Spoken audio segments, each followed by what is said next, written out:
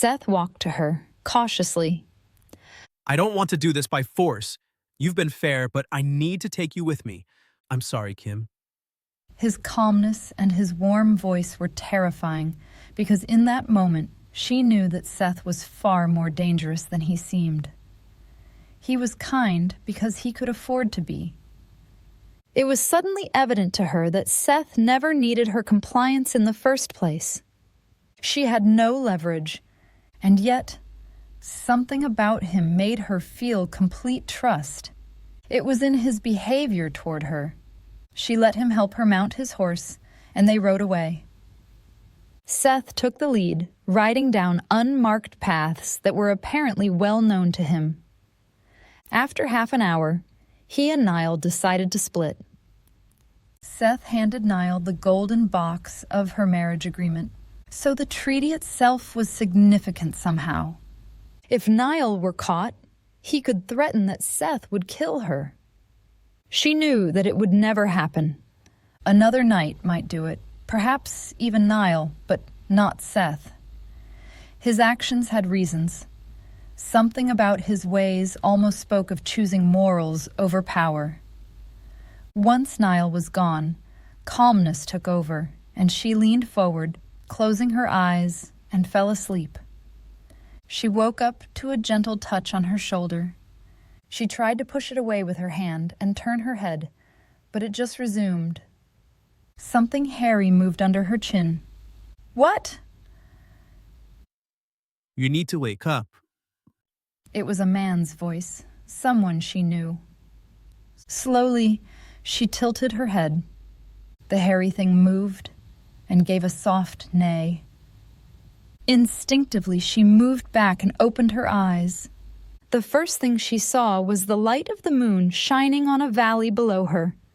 The horse gave another neigh, and then she remembered. Seth, Niall, and the escape in the night. "Where are we?" she said, turning. We've reached the end of our ride. Beyond is the trail to Haven, by foot. Haven? She'd heard of it. The knights sometimes mentioned it in their stories. It was one of the safest places in the kingdom. It also had a direct road to the High King's court. Seth dismounted and held his hands out to her. Come. She tried to bend down, but it was difficult. Her body was filled with the physical discomforts caused by having slept the way she had.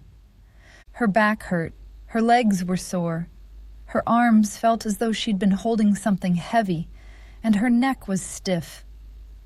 "I can hardly move." Lean and I'll pull you down. She obeyed, hearing herself mumble as he did it, but his movements were careful. Just sit here for a bit. Try and rest your legs. I'll be right back, he said. He approached the horse and took the reins in his hand, leading it away. She looked around. Everything seemed to be alive in the night. Soft sounds of animals mingled with the rustles in the bushes.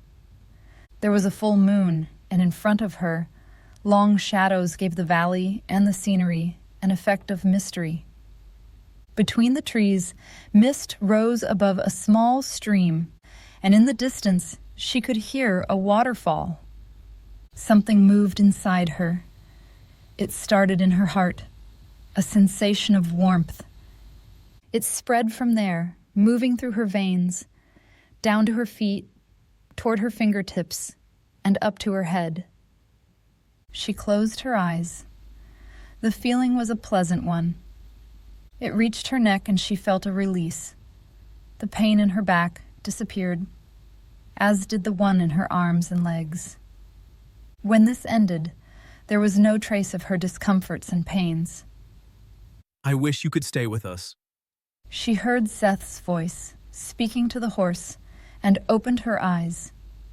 He stood a short distance from her on a split in the road, in one of the paths that led away from where they were. He spoke very softly in the horse's ear. To her surprise, the words were completely clear to her. It must be the cool night's silence, she thought. We must leave you here. I hope you find the way back safely. Seth gave the horse a smack on the rear, and the horse set off. Why did you do that? She asked when he returned. We must walk from here. All the way to Haven? It's just a 2-day walk. You're kidding. I'm afraid not. His voice was impatient. It was very late. It's a good path, and there'll be places to rest on the way. There was no point resisting. She was in the middle of nowhere, and she knew the terrible things that could happen on these roads if she were to escape Seth and attempt to go back alone. At least in that, Seth was trustworthy. If he'd had any sinister intentions, he would have acted on them by now. He took her hand. His grip was firm, but once again, she noticed the weakness behind it.